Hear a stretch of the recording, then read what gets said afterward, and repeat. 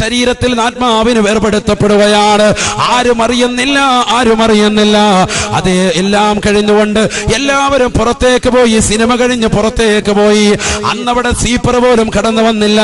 രാത്രി ഏറെ വൈകിയിട്ടാണ്. 5ാമത്തെ ഷോയായിരുന്നു. സർവരും വൈകിപ്പോയി. 12 മണി സമയമായി. എല്ലാവരും തിയേറ്റർ അടച്ചു പോയി. പിറ്റേ ദിവസം രാവിലെ തിയേറ്റർ തൂക്കാൻ വേണ്ടി അവിടെ കിടക്കുന്ന പാൻപരാഗിന്റെ കവറ്, അവിടെ കിടക്കുന്ന സിഗരറ്റിന്റെ കുത്തികള്, അത് തൂത്തെടുക്കാമെന്ന സീപ്പർ വന്നു നോക്കുമ്പോ ബാൽക്കണിയിൽ ഒരു മനുഷ്യൻ കാലിന് മുമ്പിലുള്ള കസേരയിലേക്ക് കയറ്റി വെച്ചുകൊണ്ട് കൈ കണ്ടും കെട്ടിക്കൊണ്ടിരിക്കുകയാണ്. ഏത് മനുഷ്യനാണ് ഇവൻ? നമസ്കരിച്ചവനാണ്. ഇശാ നമസ്കരിച്ച മനുഷ്യനാണ്. അവനെ പള്ളിയിൽ ജമാഅത്തിന് കണ്ട മനുഷ്യനാ. പക്ഷെ അരമണിക്കൂറിന് ശേഷം അതാ സിനിമാ തിയേറ്ററിലേക്ക് പോയി പടം കണ്ടുകൊണ്ടിരുന്നപ്പോ ഈ ലോകത്ത് നിന്ന് വിട പറഞ്ഞു പോയില്ലയോ? എത്ര മോശമാണ്. എവിടേക്കാണ് അവന്റെ ആത്മാവിനെ കൊണ്ടുപോയിട്ടുണ്ടാവുക? സിജ്ജീനിലേക്കാണോ അതോ എല്ലീനിലേക്കാണോ? മോശപ്പെട്ട രീതിയിൽ മരണം നമുക്ക് വരരുത് എന്ന് ചിന്തിക്കണ്ടയോ പ്രിയപ്പെട്ട പനൂരിലുള്ള ഉമ്മ? ഇശാ നമസ്കരിച്ചിട്ട് സീരിയൽ കാണുന്ന ഉമ്മ, മഗ്രിബ് നമസ്കരിച്ച് തസ്ബീഹ് പിടിച്ചുകൊണ്ട് സിനിമയുടെ മുന്നിലേക്ക് കയറിയിരിക്കുന്ന പ്രിയപ്പെട്ട ഉപ്പ, ക്രിക്കറ്റ് കളിയും ഫുട്ബോൾ കളിയും കളിച്ചുകൊണ്ടിരിക്കുമ്പോ, അത് കണ്ടുകൊണ്ടും രസിച്ചുകൊണ്ടും ഇരിക്കുമ്പോ ഒരു കാര്യം നിന്റെ മനസ്സിന്റെ കത്തളത്തിൽ നീ കോറിയിടണേ. ഇതൊന്നും എനിക്ക് ആഖിറത്തിലേക്ക് ഗുണമുള്ളതല്ല. പരിശുദ്ധമായ ഖുർആൻ കൈകൊണ്ട് തൊടണേ. ഇന്ന് നമുക്ക് സ്വന്തമായ ഖുർആൻ എവിടെയാണുള്ളത്? എന്റെ മുന്നിലിരിക്കുന്ന സഹോദരങ്ങൾക്ക് പറയാൻ സാധിക്കുമോ എനിക്ക് സ്വന്തമായ ഖുർആൻ ഉണ്ടെന്ന് പറയാൻ പറ്റുമോ? നമ്മുടെ വാപ്പ പറഞ്ഞിരുന്നു എന്റെ ഖുർആനാണടാത്. നമ്മുടെ ഉമ്മ പറഞ്ഞിരുന്നു ഓരേ ആ ഖുർആൻ ഇങ്ങെടുക്ക്, അതെന്റെ ഖുർആനാണ് എന്ന് ഉമ്മ പറഞ്ഞിരുന്നു. പക്ഷെ മദ്രസയിൽ പഠിക്കുന്ന കുട്ടികൾക്ക് പറയാൻ പറ്റുന്നത് പോലെ 5 ശിശു ഉള്ളതാകുന്ന ഖുർആനുമായി മദ്രസയിലേക്ക് രാവിലെ വാപ്പയുടെയും ഉമ്മയുടെയും കവളത്ത് ചുംബനം കൊടുത്തുകൊണ്ട് ഇറങ്ങിപ്പെടുന്ന പ്രിയപ്പെട്ട മക്കൾക്ക് പറയാൻ പറ്റുന്നത് പോലെ ഇതെന്റെ ഖുർആനാണെന്ന് അവകാശപ്പെടാൻ 20 വയസ്സിന് മുകളിലോട്ട് 50 വയസ്സ് വരെയുള്ളവർക്കില്ല. ഇതെന്നെ ഖുർആനാണെന്ന് പറയാൻ നിനക്ക് സ്വന്തമായൊരു ഖുർആനുണ്ടോ? ആ ഖുർആൻ നീ പാരായണം ചെയ്യലുണ്ടോ? എന്നാൽ അല്ലാഹുവിന്റെ റസൂൽ പറയുകയാണ്, ഒരു മനുഷ്യനെ ഖബറിലേക്ക് കൊണ്ടുപോയി വെച്ച് ആ ഖബറിൽ വെച്ചുകൊണ്ട് അവന്റെ മുന്നിലേക്ക് ഇതാ കടന്നു വരുകയാണ്. ഇന്ന റജുല യൽഖാ സാഹിബഹു. ഖബറിലേക്ക് ഒരു മനുഷ്യൻ കടന്നു ചെല്ലുമ്പോ അതാ ഖബറിൽ വെച്ചുകൊണ്ട് ഒരു മനുഷ്യനെ കാണുകയാണ്. ആ മനുഷ്യൻ അവന്റെ മുന്നിലേക്ക് കടന്നു വരുകയാണ്. നല്ല താടിയുള്ളതാകുന്ന രൂപത്തില്, നല്ല തലയെക്കെട്ട് കെട്ടിയതാകുന്ന രൂപത്തില്, വെള്ള വസ്ത്രം ധരിച്ചതാകുന്ന രൂപത്തില്, നല്ലതാകുന്ന വസ്ത്രം ധരിച്ചുകൊണ്ട് കടന്നു വന്ന മനുഷ്യൻ, ആ മനുഷ്യൻ ചോദിക്കുമത്രേ, ഹൽ താരിഫുനി, നിനക്കെന്നെ അറിയുമോ? ഫയുഖാലു ലഹു, അവനോട് പറയപ്പെടും അത്രേ, ലാ അരിഫു, എനിക്ക് നിന്നെ അറിയുകയില്ല, എനിക്ക് നിന്നെ മനസ്സിലായിട്ടില്ല. ഒരുപാട് കാലം കഴിഞ്ഞിട്ട് കാണുന്ന ഒരു മനുഷ്യനോട് ചോദിക്കുന്ന പോലെ, ഹൽ താരിഫുനി, നിനക്കെന്നെ അറിയില്ലേ? എനിക്കറിയില്ലല്ലോ, ആരാണ് നിങ്ങൾ? വീണ്ടും ചോദിക്കും, ഹൽ താരിഫുനി, അറിയില്ലേ? ഫയുഖാലു ലഹു, പറയുമത്രേ, ലാ അരിഫുക, എനിക്ക് നിന്നെ അറിയുകയില്ല. ഫയഖൂലു റജുൽ, ആ മനുഷ്യന് പറയുമത്രേ, അന സാഹിബുകൽ ഖുർആൻ, അന സാഹിബുകൽ ഖുർആൻ الذي عظمتك في الهواجر واسهرت ليلك. പാതിരാത്രി സമയത്ത് ഉറക്കമൊഴിച്ചുകൊണ്ട് നീ ഓതിയതാകുന്ന പരിശുദ്ധമായ ഖുർആനില്ലയോ? ആ വിശുദ്ധമായ ഖുർആനാണ് ഞാൻ, പരിശുദ്ധമായ ഖുർആനാണ് ഞാൻ. എത്രയോ രാവുകളിലാണ്, തണുപ്പുള്ളതാകുന്ന രാവുകളിൽ നീ വധുവെടുത്തുകൊണ്ട് തഹജ്ജുദ് നമസ്കരിച്ചിട്ട് പൊട്ടിക്കരഞ്ഞുകൊണ്ട് വിശുദ്ധമായ ഖുർആൻ ഓതിയില്ലയോ? ആ ഖുർആനാണ് ഞാൻ, അന സാഹിബുകൽ ഖുർആൻ, ഞാനാണ് നിന്റെ ഖുർആൻ. ഇതൊക്കെ നമുക്ക് പറയാൻ പറ്റുമോ? നമ്മൾ ജീവിതത്തിൽ ഖുർആൻ ഓതിയിട്ടുണ്ട്. ഇന്നത്തെ ദിവസം ഖുർആൻ ഓതിയവരെത്തവര് അല്ലാഹു നമുക്ക് തൗഫീഖ് നൽകട്ടെ. അൽ-കഹ്ഫ് സൂറത്ത് പോലും വെള്ളിയാഴ്ച ദിവസം പോലും ഓതാത്തവരായി മാറി. ആരാണ് നമ്മൾ? ഖുർആന്റെ വാഹകരാണ്. അൽ-കഹ്ഫ് സൂറത്ത് കുറഞ്ഞത് 3 പ്രാവശ്യം ഓതണമെന്നാണ് ഇമാം സൈനുദ്ദീൻ മഖ്ദൂം റഹിമഹുല്ലാ ഫത്ഹുൽ മുഈനിൽ രേഖപ്പെടുത്തിയത്. ഒന്ന് വെള്ളിയാഴ്ച രാവ്, മറ്റൊന്ന് വെള്ളിയാഴ്ച സുബഹി കഴിഞ്ഞതിന് ശേഷം, പിന്നൊന്ന് ജുമുഅയ്ക്ക് തൊട്ട് മുമ്പ്. ഇങ്ങനെ 3 രീതിയിലായിട്ട് ഓതി തീർക്കാം. ഒരു പ്രാവശ്യം പോലും ഓതാത്തവരാണ് നമ്മൾ. അള്ളാഹു നമ്മളെ കാക്കട്ടെ. എത്ര വലിയ ശ്രേഷ്ഠതയാണ് ആ സൂറത്തുകൾക്കൊക്കെ ഉള്ളത്. ആരാണ് ഇതൊക്കെ ശ്രദ്ധിക്കുന്നവർ? ജീവിതത്തിൽ പരിശുദ്ധമായ ഖുർആൻ ആരാണ് ഓതുന്നവർ? യാസീൻ സൂറത്തും ഒരു സൂറത്തുൽ മുൽക്കും ഒരു ഇദാവക്കാത്തിയ സൂറത്ത് പോലും ഓതാത്ത എത്രയോ ആളുകളുണ്ട്, എത്രയോ കുടുംബങ്ങളുണ്ട്. എന്നാൽ അത് മുറുകെ പിടിക്കുന്ന അൽഹംദുലില്ലാഹ് ഒരുപാട് ആളുകളുമുണ്ട്. അള്ളാഹു നിലനിർത്തുമാറാവട്ടെ.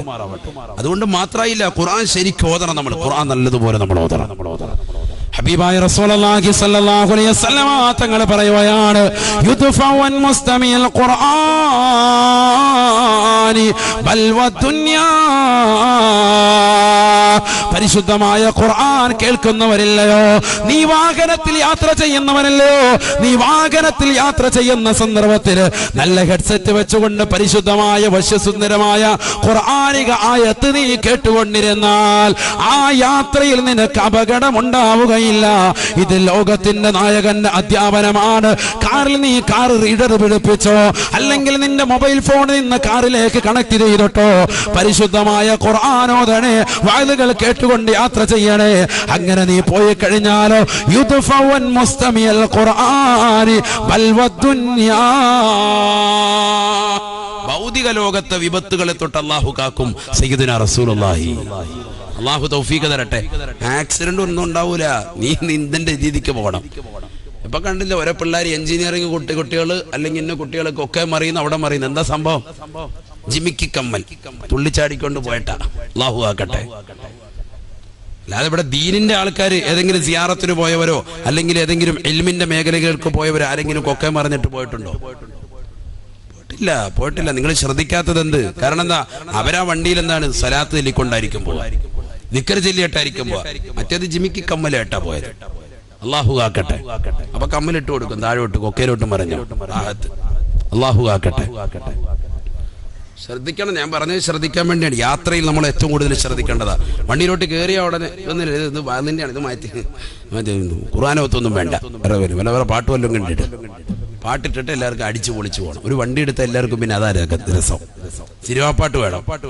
ഉസ്താദിനെ എങ്ങനെയെങ്കിലും ദ്വാരക്കാൻ വേണ്ടി അങ്ങോട്ട് കയറ്റുമ്പോൾ ഓളിയും കുറച്ചൊക്കെ അത് ഓഫി പാട്ട് ഉസ്താദിന് വേണ്ടി പ്രത്യേകം ഡെഡിക്കേറ്റ് ചെയ്ത ഒരു വാലിട്ട് കൊടുക്കും. ഉസ്താദ് ഇത് കേട്ടു നോക്കി, ഭയങ്കര സംഭവമായിട്ട്. തൊട്ടിപ്പുറത്ത് ഉസ്താദ് നോക്കുമ്പോൾ ഇവിടെ ഇരിക്കുന്ന ക്യാസറ്റുകൾ ഏതാ ഓരോ സിനിമയുടെ ക്യാസറ്റ് മൊത്തം ഇവിടെ ഇരിപ്പുണ്ട്. മിക്കവരുടെ വീട്ടിലോട്ട് കയറി ചെന്നാൽ മതിയല്ലോ. അള്ളാഹു നമ്മളെ കാത്തിരക്ഷിക്കട്ടെ. എന്താണ് സ്ഥിതി? അള്ളാഹു നമ്മളെ നന്നാക്കുമാറാവട്ടെ. ഹബീബായ റസൂലുള്ളാഹി സ്വല്ലല്ലാഹു അലൈഹി വസല്ലം തങ്ങൾ പറയുകയാണ്, വഅൻ താലിൽ ഖുർആനി ബൽ വൽ ആഖിറ. ആഖിറമാകുന്ന ഖബർ ജീവിതം മുതൽ നിനക്ക് രക്ഷപ്പെടണോ ഖബർ മുതലയോ ആഖിറം തുടങ്ങുന്നത്. അവിടെ മുതൽ നിനക്ക് രക്ഷപ്പെടണോ പരിശുദ്ധമായ ഖുർആൻ നീ ഓതണേ എന്ന് ഹബീബായ റസൂലുള്ളാഹി സല്ലല്ലാഹു അലൈഹി വസല്ലം.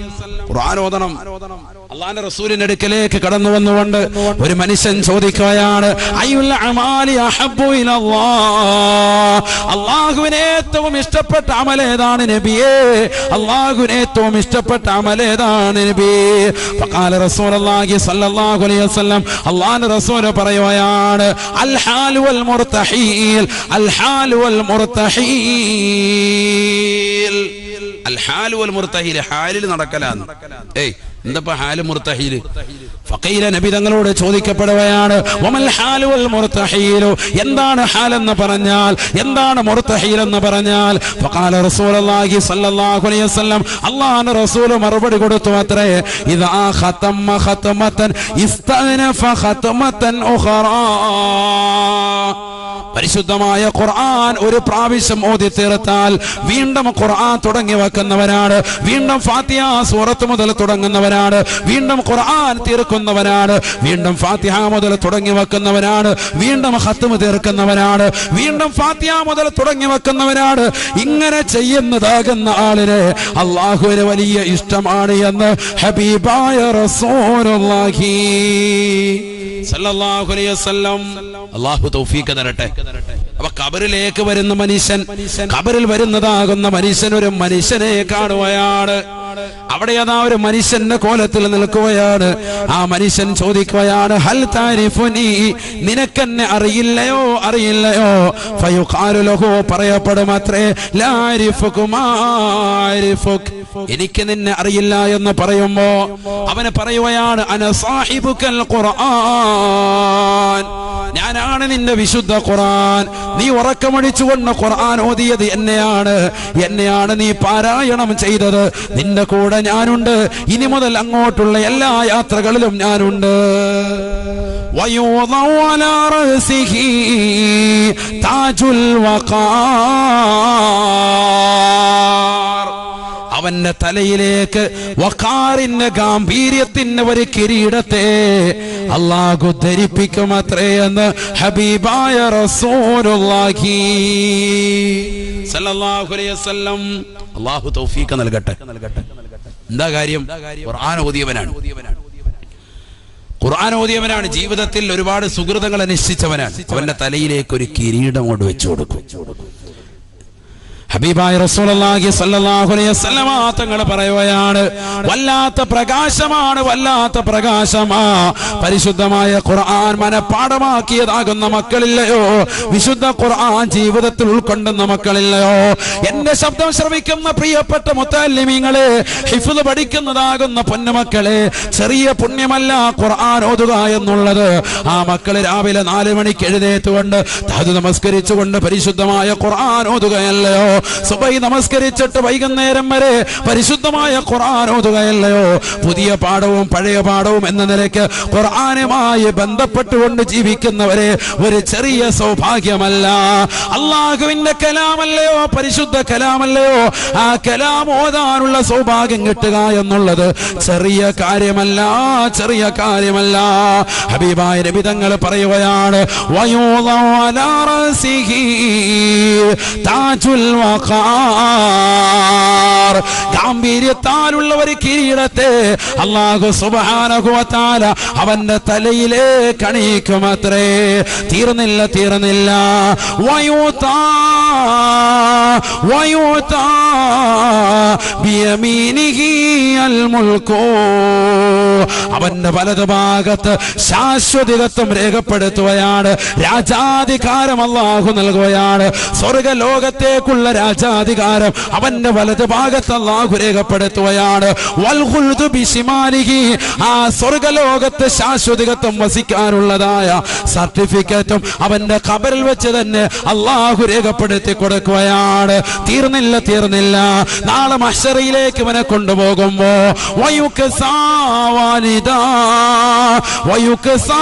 വാലിദാഹു ഹുല്ലതൈൻ, ഈ ദുനിയാവിൽ പരിശുദ്ധമായ ഖുർആൻ ഓതിയതാകുന്ന ആളുകൾ, പരിശുദ്ധമായ ഖുർആനിന്റെ വഴികളിലേക്ക് മക്കളെ പറഞ്ഞയച്ചതാകുന്ന മാതാപിതാക്കൾ, ആ മാതാപിതാക്കളെ ക്ഷണിക്കുമത്രേ, മാതാപിതാക്കളെ അല്ലാഹു വിളിക്കുമത്രേ. പനമൂരിലുള്ള എത്രയോ മുത്തഅല്ലിമീങ്ങളുണ്ട്, എത്രയോ ആലിമീങ്ങളുണ്ട്, എത്രയോ ഉഖറവിയായ പണ്ഡിതന്മാരുണ്ട്. അവർക്കെല്ലാവർക്കും തന്നെ ദീനിന്റെ മാർഗത്തിലേക്ക് പറഞ്ഞയച്ചു വിട്ട പ്രിയപ്പെട്ട ഉപ്പമാരെ, ഉമ്മമാരെ, നിങ്ങൾ ഓരോരുത്തരെയും അല്ലാഹു വിളിക്കുകയാണ്. വയുക്സാ വാലിദാ, ആ മാതാപിതാക്കളെ ധരിപ്പിക്കുകയാണ്. ഹുല്ലതൈൻ, സ്വർഗലോകത്തെ പട്ടുവസ്ത്രം അല്ലാഹു ധരിപ്പിക്കുമത്രേ. ഈ ദുനിയാവിൽ പുരുഷന് പട്ട് ഹറാമാണ് എങ്കിൽ ആഖിറത്തിലേതാ സ്വർഗത്തിലേക്ക് കടക്കുന്നതിന് മുമ്പ് തന്നെ സ്വർഗലോകത്തെ പട്ടുവസ്ത്രം ആ മാതാപിതാക്കൾക്ക് അല്ലാഹു ധരിപ്പിക്കുമത്രേ. പാവപ്പെടുത്താകുന്ന മാതാപിതാക്കൾ, കൃഷിപ്പണിക്കാരാകുന്ന മാതാപിതാക്കൾ, അവർ വിളിച്ചു ചോദിക്കുകയാണ് ബിമകുസീനാ ഹാദിഹി യാ അല്ലാഹ്, അല്ലാഹുവേ പടച്ചറബേ, ഞങ്ങളെ എന്തിനാണ് ഇത് ധരിപ്പിച്ചത് അല്ലാ? എന്തിനാണ് ഇത് ധരിപ്പിച്ചത് അല്ലാ? ഞങ്ങൾ എന്ത് ചെയ്തതിന്റെ പേരിലാണ് റബ്ബേ? എന്ത് നന്മ ചെയ്തതിന്റെ പേരിലാണ് അല്ലാ ഞങ്ങൾക്ക് ഈ വില കൂടിയ പട്ട് പട്ടുവസ്ത്രം ഞങ്ങൾക്ക് നീ ധരിപ്പിച്ചത് അല്ലാ, അതേ ചെറിയ വിലയല്ല. ലോകത്തിന്റെ നായകൻ പറയുകയാണ്, ഈ ദുനിയാവിൽ ഒരാൾക്ക് പോലും അതിന്റെ വില നിശ്ചയിക്കാൻ കഴിയുകയില്ലത്രേ. അത്രമാത്രം വില കൂടിയ പട്ടുവസ്ത്രം നാളെ മഹ്ശറിലേക്ക് കടക്കുന്നതിന് മുമ്പ് തന്നെ മാതാപിതാക്കളുടെ ശരീരത്തിലേക്ക് അള്ളാഹു ധരിപ്പിക്കുകയാണ്. അപ്പോഴാണ് മക്കളോട് മാതാപിതാക്കൾ അള്ളാഹുവിനോട് ചോദിക്കുന്നത്, അള്ളാഹുവേ ഇതെന്തിനാണ് ഞങ്ങൾക്ക് നീ ധരിപ്പിച്ചത് അല്ലാ?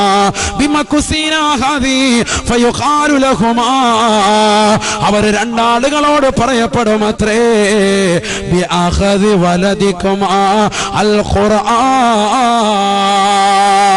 നിങ്ങളുടെ പ്രിയപ്പെട്ട മക്കളെ ഖുർആനിന്റെ വഴികളിലേക്ക് തിരിച്ചുവിട്ടത് കൊണ്ടാണ് പനവൂരിലുള്ള പ്രിയപ്പെട്ട ഉമ്മ, പനവൂരിലുള്ള പ്രിയപ്പെട്ട ഉപ്പ നിങ്ങൾക്ക് ഈ വില കൂടിയ പട്ടുവസ്ത്രം ധരിപ്പിക്കുന്നത് എന്ന് പറയപ്പെടുമെന്ന് ഹബീബായ റസൂലുള്ളാഹി സല്ലല്ലാഹു അലൈഹി വസല്ലം. അപ്പൊ ഖുർആൻ ഓതലെന്നല്ല ചെറിയ കാര്യമല്ല, ഖബർ മുതൽക്ക് അങ്ങോട്ട് കൊടങ്ങാണ് അതിന്റെ കൂലി. അല്ലാഹു തൗഫീഖ് നൽകട്ടെ. ദുനിയാവിലും കിട്ടും അതിന്റെ പ്രതിഫലം. അതാ പറഞ്ഞു യുദ്ഫഉ അൻ മുസ്തമിഇൽ ഖുർആനി, ഖുർആൻ കേട്ടുകൊണ്ടിരിക്കുന്നവന് വരെ എന്ത് കിട്ടും? ദുനിയാവിലെ ബലാ മുസീബത്തുകൾ മാറി കിട്ടും. അല്ലാഹു തൗഫീഖ് തരട്ടെ. ഫൈദാ ഖുരിഅൽ ഖുർആനു ഫസ്തമിഉ ലഹു വഅൻസിതു ലഅല്ലകും തുർഹമൂൻ.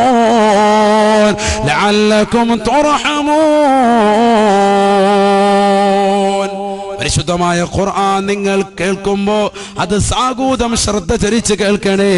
മാത്രമല്ല അങ്ങനെ കേട്ടിരുന്നാലോ അങ്ങനെ മിണ്ടാതിരുന്നാലോ ഖുർആൻ സാഗൂതം കർണപടം കൊടുത്തുകൊണ്ട് കേട്ടുകൊണ്ടിരിക്കുന്നവർക്ക് അല്ലാഹുവിന്റെ കാരുണ്യം തീർച്ചയായും ഉണ്ടാകുമത്രേ. ലഅല്ലകും തുർഹമൂൻ, തീർച്ചയായും അല്ലാഹുവിന്റെ കാരുണ്യം ഉണ്ടാകും. അങ്ങനെയാണല്ലോ ഖുർആനിൽ ലഅല്ല എന്ന് പറഞ്ഞാൽ എന്താണ്? ലിത്തഹഖീഖി. ബഹുമാനപ്പെട്ട ഇമാം താജുദ്ദീൻ സുബ്കി റഹിമഹുല്ലാഹ് ജംഉൽ ജവാമിൽ രേഖപ്പെടുത്തിയതാണ്. ഖുർആനിലെ ലഅല്ല എന്ന പദം, ലഅല്ല എന്ന അറബിയിൽ സാധാരണ എന്താണ് പറയുക? ഗ്രാമർ പ്രയോഗം എന്താണ്? ലഅല്ല ആയക്കാം എന്നാണ്.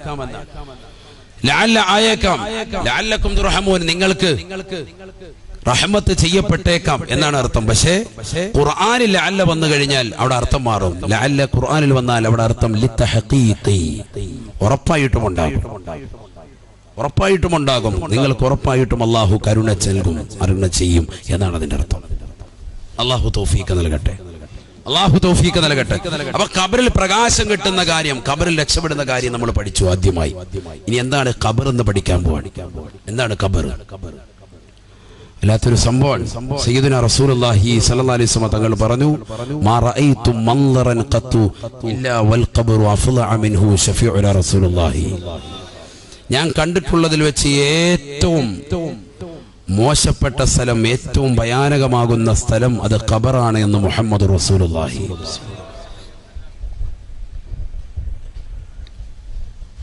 പേടിക്കേണ്ട ഒരു വിഷയം തന്നെയാണ്, ശ്രദ്ധിക്കേണ്ട വിഷയമാണ്. നബി സല്ലല്ലാഹു അലൈഹി വസല്ലം തങ്ങൾ ആരാണ്? പരിശുദ്ധമായ റജബ് 27 സ്വർഗനരകം കണ്ട പ്രവാചകൻ, നരകം കണ്ട പ്രവാചകൻ, ആ നരകത്തിലെ തീഷ്ണമാകുന്ന യാതനകളും നൊമ്പരങ്ങളും വിഷമങ്ങളും ദുഃഖങ്ങളും കണ്ട പ്രവാചകൻ പറയുന്നു, മാ റഅയ്തു അല്ലാറൻ ഖത്തു ഇല്ലാ വൽ ഖബറു അഫ്ളഅ മിൻഹു. ഞാൻ കണ്ടിട്ടുള്ളതിൽ വെച്ച് ഏറ്റവും മോശപ്പെട്ട സ്ഥലം അത് നരകമല്ല, അത് ഖബറാണ് എന്ന് ഹബീബായ റസൂലുള്ളാഹി സ്വല്ലല്ലാഹു അലൈഹി വസല്ലം. അല്ലാഹു ഖബറിൽ നമുക്ക് സന്തോഷം നൽകട്ടെ. ഖബറിൽ സന്തോഷം നൽകട്ടെ. ഖബറിലേക്ക് ഒരു മനുഷ്യനെ കൊണ്ടുപോയി വെച്ചാൽ ആദ്യമായി ഖബറുണ്ടാകുന്നത് ഖബർ അവനെ ഒന്ന് ഇടുക്കുമെന്ന് മുഹമ്മദ് റസൂലുള്ളാഹി. അല്ലാഹു ആ ഇടുക്കം നമുക്ക് ഒരു ചുംബനമാക്കി അല്ലാഹു മാറ്റുമാറാവട്ടെ. ഉണ്ടാകും, ആ ഇടുക്കമുണ്ടാകും തീർച്ചയാണ്. ആ ഇടുക്കം എങ്ങനെ എന്നതിനാണ് ആശങ്കപ്പെടേണ്ടത്. ഖബറെന്ന് ഇടുക്കുമെന്നുള്ള കാര്യം തീർച്ചയാണ്. ഞാൻ ഹദീസ് പറഞ്ഞുതരാം. സല്ലല്ലാഹു അലൈഹി വസല്ലം തങ്ങൾ തന്റെ പ്രിയപ്പെട്ട മകളാകുന്ന സൈനബ ബീവിയെ ഖബറടക്കിയിട്ട് ഖബറിന്റെ സമീപത്തിരുന്ന് അള്ളാന്റെ റസൂല് കണ്ണീർ വാർക്കുകയാണ്. നബി സല്ലല്ലാഹു അലൈഹി വസല്ലം തങ്ങൾ കരയുകയാണ്. സ്വഹാബത്ത് വന്നുകൊണ്ട് ചോദിച്ചു, നബിയെ മാ യുബ്കീക യാ റസൂലല്ലാഹ്, തങ്ങൾ എന്തിനാണ് കരയുന്നത് നബിയെ? ഫഖാല റസൂലുള്ളാഹി സ്വല്ലല്ലാഹു അലൈഹി വസല്ലം, അള്ളാന്റെ റസൂൽ പറഞ്ഞു, ലഖദ് സമിഅതു ലഗ്തതൻ മിനൽ ഖബർ സമിഅ സൗതഹാ മാ ബൈനൽ ഖാഫിഖൈൻ സദഖ റസൂലുള്ളാഹി. എന്റെ മകളെ ഖബറടക്കിയപ്പോ ആ ഖബർ ഇടുക്കുന്ന ശബ്ദം ഞാൻ എന്റെ കർണപുടം കൊണ്ട് കേട്ടുപോയി സ്വഹാബ. ഞാൻ മാത്രമല്ല, സമിഅ സൗതഹാ മാ ബൈനൽ ഖാഫിഖൈൻ, കിഴക്കിന്റെയും പടിഞ്ഞാറിന്റെയും ചക്രവാളങ്ങളെ ഭേദിക്കുമാറുള്ള ശബ്ദമാണ്. മനുഷ്യ ജിന്നുവർഗം ഒഴികെ ബാക്കിയുള്ള മുഴുവനും ആ ശബ്ദം കേട്ടിട്ടുണ്ടെന്ന് മുഹമ്മദ് റസൂലുള്ളാഹി. അവർ രണ്ടാളുകളും കേട്ടാൽ സൈക്കും, അവർ രണ്ടുപേരും എന്ത് ചെയ്യും? ബോധരഹിതരായി വീഴുമെന്നും മുഹമ്മദ് റസൂലുള്ളാഹി സ്വല്ലല്ലാഹു അലൈഹി വസല്ലം. മനുഷ്യ ജിന്നുവർഗം ഒഴികെ ബാക്കിയുള്ളവരൊക്കെ ആ ശബ്ദം കേൾക്കുന്നുണ്ട്. നമ്മൾ വാപ്പായെ കൊണ്ടുപോയി ഖബറിൽ വെച്ചു. ആരെങ്കിലും അറിയുന്നുണ്ടോ ഖബറിൽ നടക്കുന്ന പ്രതിഭാസം എന്താണ്? അവിടെ നടക്കുന്ന രംഗങ്ങൾ എന്താണ്?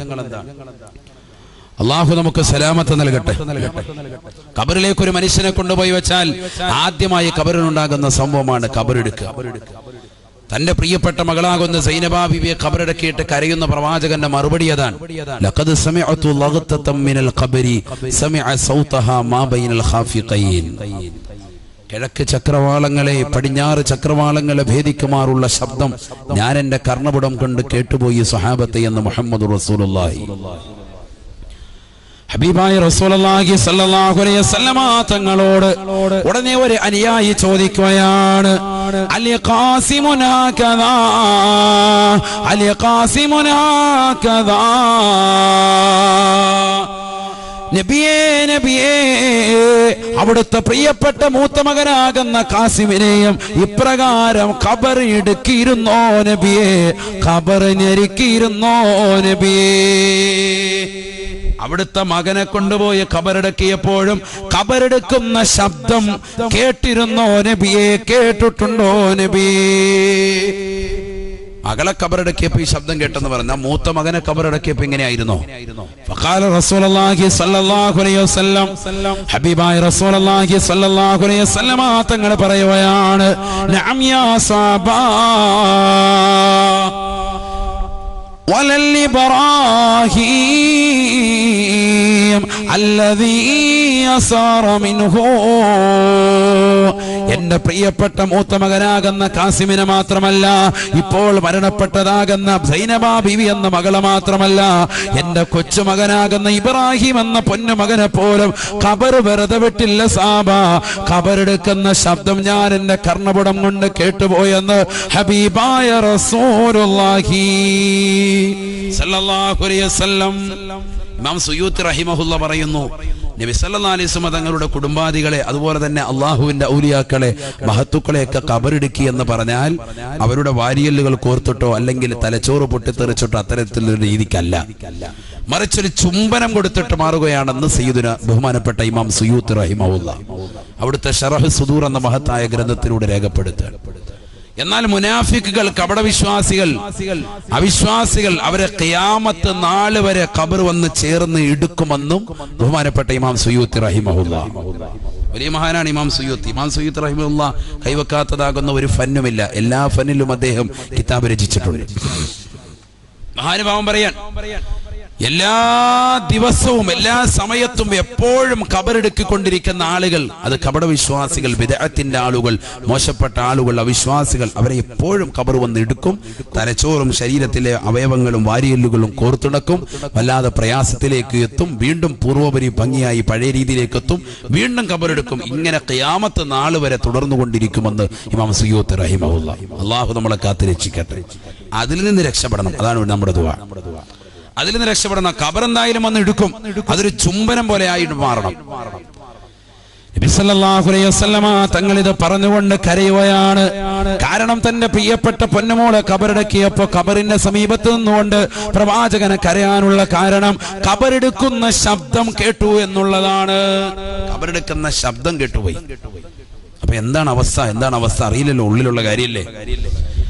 നബി സല്ലല്ലാഹു അലൈഹി വസല്ലമ തങ്ങൾ കരയുമ്പോ ഹബീബായ റസൂലുള്ളാഹി സല്ലല്ലാഹു അലൈഹി വസല്ലമ തങ്ങളുടെ പ്രിയപ്പെട്ട അനുയായികളും കരയുകയാണ്. ഹബീബായ റസൂലുള്ളാഹി സല്ലല്ലാഹു അലൈഹി വസല്ലമ തങ്ങൾ ഉടനെ തന്റെ പ്രിയപ്പെട്ട അനുയായികൾക്ക് മുമ്പാകെ പറഞ്ഞു അത്രേ, ഫവല്ലാഹി ഇന്ന ലിൽ ഖബരി ലളഗതതാ. സഹാബത്തെ എന്നെ പ്രിയപ്പെട്ട മകളെയും എന്നെ പ്രിയപ്പെട്ട മക്കളെയും ഖബറടക്കി എന്നുള്ള ശബ്ദം കേട്ടിട്ട് ആ വർത്തമാനം കേട്ടുകൊണ്ട് കരയുന്ന സഹാബത്തെ, ഒരു കാര്യം ഞാൻ നിങ്ങളോട് ഇതാ തീർച്ചപ്പെടുത്തി പറയുകയാണ്. ഫവല്ലാഹി, ഈ ലോകത്തിന്റെ സംരക്ഷകനായ സർവാധിപതിയായ സർവലോക സൃഷ്ടിപ്പിന് സംഹാരകർത്താവായ പടച്ച റബ്ബിനെ തന്നെയാണ് സത്യം. ഇന്നലിൽ ഖബരി ലളഗതതാ, നിശ്ചയം ഖബറിന് ഇടുക്കമുണ്ടത്രേ, ഖബറിനൊരു ഇടുക്കമുണ്ടത്രേ എന്ന് ഹബീബായ റസൂലുള്ളാഹി സല്ലല്ലാഹു അലൈഹി വസല്ലം. ഖബറിനൊരു ഇടുക്കമുണ്ട് മുഹമ്മദ് റസൂലുള്ളാഹി. എന്തായാലും ഖബറെടുക്കും. എന്നിട്ട് അല്ലാഹുവിന്റെ റസൂലുടെ ആ ഹദീസിനോട് ചേർത്ത് വെച്ച് പറയുകയാണ്, ലൗ നജാ അഹദും മിൻ വഖതത്തിൽ ഖബർ ലനജാ സഅദ് ബിൻ മുആദ്. ആ ഖബറിന്റെ ഇടുക്കത്തിൽ നിന്ന്, അതിന്റെ ഞെരുക്കത്തിൽ നിന്ന്, അതിന്റെ പ്രയാസത്തിൽ നിന്ന് ആരെങ്കിലും രക്ഷപ്പെടുമായിരുന്നുവെങ്കിൽ എന്റെ അനുയായിയായ സഅദ് ബിൻ മുആദ് രക്ഷപ്പെടുമായിരുന്നുവെന്ന് ഹബീബായ റസൂലുള്ളാഹി സല്ലല്ലാഹു അലൈഹി വസല്ലം. ആരെങ്കിലും രക്ഷപ്പെടുമായിരുന്നെങ്കിൽ എന്റെ അനുയായിയായ സഅദ് ബിൻ മുആദ് റളിയല്ലാഹു അൻഹു രക്ഷപ്പെടുമായിരുന്നുവെന്ന് മുഹമ്മദ് റസൂലുള്ളാഹി. അപ്പൊ ആരാണ് സഅദ് ബിൻ മുആദ് എന്ന് ഇനി പഠിക്കണം. സഅദ് ബിൻ മുആദ് റളിയല്ലാഹു അൻഹു ആരാൻ? അല്ലാഹുവിന്റെ റസൂൽ സല്ലല്ലാഹു അലൈഹി വസല്ലമ തങ്ങളുടെ പ്രിയപ്പെട്ട അനുയായിയാണ്, അൻസാരികളുടെ നേതാവാണ്. നബി സല്ലല്ലാഹു അലൈഹി വസല്ലമ തങ്ങൾ പരിശുദ്ധമായ മദീനയിലേക്ക് കടന്നു വരുമ്പോ ത്വാലഅൽ ബദ്റു അലൈനാ മിൻ സനിയാത്തിൽ വദാ വജബ ശുക്റു അലൈനാ മാ ദഅ ലില്ലാഹി ദാ എന്ന് അള്ളാന്റെ റസൂലിനെ വരവേറ്റുകൊണ്ട്, പ്രവാചകരെ വരവേറ്റുകൊണ്ട് മദ്ഹ് കീർത്തനങ്ങൾ പാടിയ അനുയായികളുടെ നേതൃപടവും അലങ്കരിച്ച വ്യക്തിയാണ് സഅദ് ബിൻ മുആദ് റളിയല്ലാഹു അൻഹു. ഉറക്കെ പറ, പോരല്ലോ, ഒന്നുകൂടി. അങ്ങനെ പറയാം. മറ്റേ കൊച്ചാപ്പാടെ പേര് കേട്ടോലെ അനക്കോ ഇല്ലല്ലോ. സഅദ് ബിൻ മുആദ് റളിയല്ലാഹു അൻഹു സാധാരണക്കാരനല്ല, അൻസാരികളുടെ നേതാവാണ്. നബി സല്ലല്ലാഹു അലൈഹി വസല്ലമ തങ്ങൾ സ്വഹാബത്തുമായി പ്രവാചകർ ഇൽമിന്റെ ചർച്ചയിലിരിക്കുമ്പോ സഅദ് ബിൻ മുആദ് റളിയല്ലാഹു തആല അൻഹു കടന്നു വരുകയാണ്. ഹബീബായ റസൂലുള്ളാഹി സല്ലല്ലാഹു അലൈഹി വസല്ലമ തങ്ങൾ പറഞ്ഞു അത്രേ, ഖൂമൂ ലി സയ്യിദിക്കും, നിങ്ങളുടെ നേതാവ് കടന്നു വരുന്നുണ്ട്, ആ നേതാവിന് വേണ്ടി എഴുന്നേറ്റ് നിൽക്കണേ എന്ന് ഹബീബായ റസൂലുള്ളാഹി. ചരിത്രം സാക്ഷിയാണ്. തന്റെ പ്രിയപ്പെട്ട അനുയായികളോട് പ്രവാചകൻ എഴുന്നേറ്റ് നിൽക്കാൻ പഠിപ്പിച്ചതായ ഒരേ ഒരു വ്യക്തിത്വം അത് സഅദ് ബിൻ മുആദ് റളിയല്ലാഹു അൻഹു.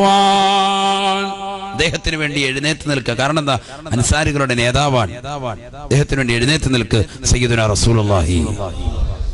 സഅദ് ബിൻ മുആദ് റളിയല്ലാഹു അൻഹു മരണപ്പെട്ടു. പ്രവാചകർ സല്ലല്ലാഹു അലൈഹി വസല്ലം തങ്ങളുടെ അടുക്കലേക്ക് സ്വഹാബത്ത് ഓടി വന്നു.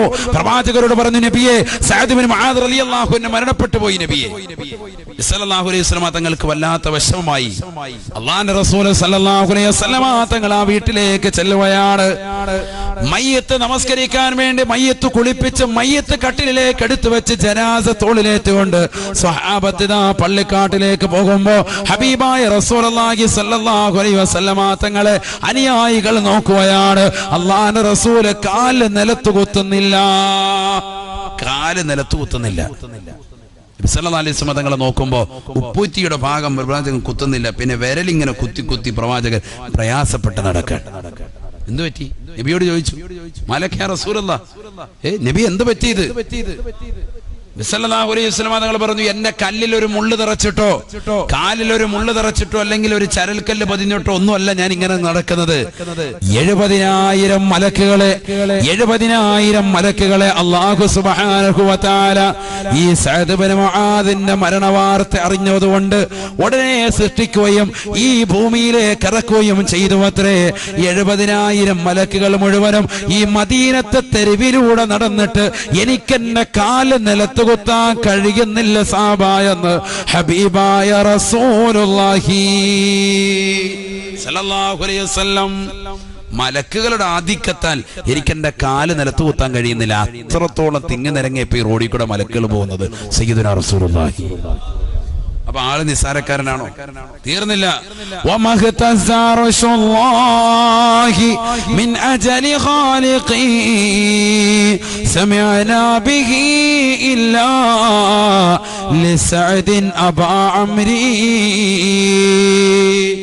മഹാനായ സഅദ് ഇബ്നു മുആദ് റളിയല്ലാഹു അൻഹുവിന്റെ മരണവാർത്ത കേട്ടപ്പോ അല്ലാഹുവിന്റെ അർശ് പോലും കുലുങ്ങിപ്പോയത്രേ, വിറങ്ങലിച്ചു അത്രേ.